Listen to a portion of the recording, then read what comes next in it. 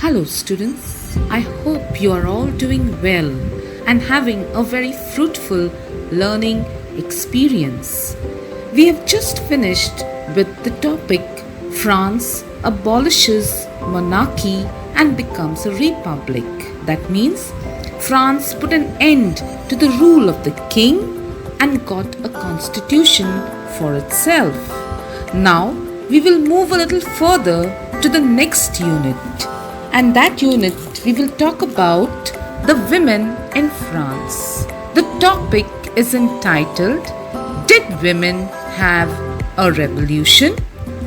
Now, during the French Revolution, it was not only the men who participated in the French Revolution, but also the women. The women too were very active participants of the revolution in France. The women felt that if they involved themselves in the revolution, definitely there would be a change in their lives. Most of the women who participated in the French Revolution belonged to the Third Estate. These women of the Third Estate usually worked as seamstresses or laundresses. Who is a seamstress? A seamstress is one who sews clothes or stitches clothes, and a laundress is one who washes clothes, irons them for the people. Today we would call such a person one who runs a laundry. Many of these Third Estate women also sold flowers, fruits and vegetables in the market. During this time, most of the women in France were not able to get educated.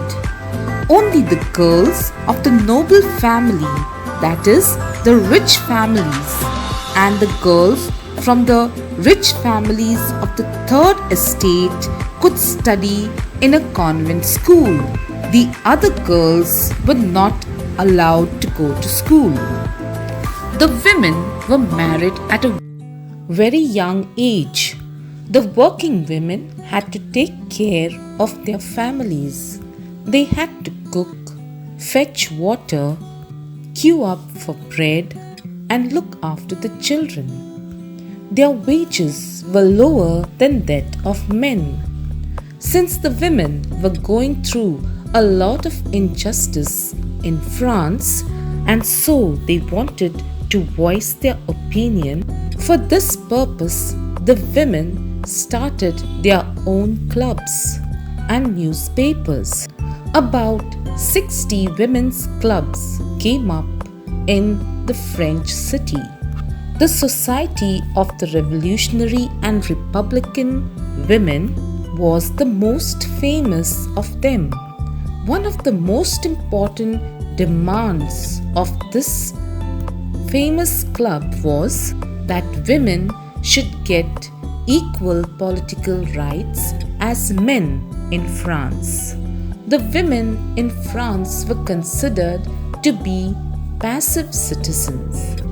Passive citizens means they were not given the right to vote, so they demanded the right to vote. They also demanded that they should be elected to the assembly and hold political offices. In the early years, the revolutionary government did introduce some laws that would help improve the condition of women.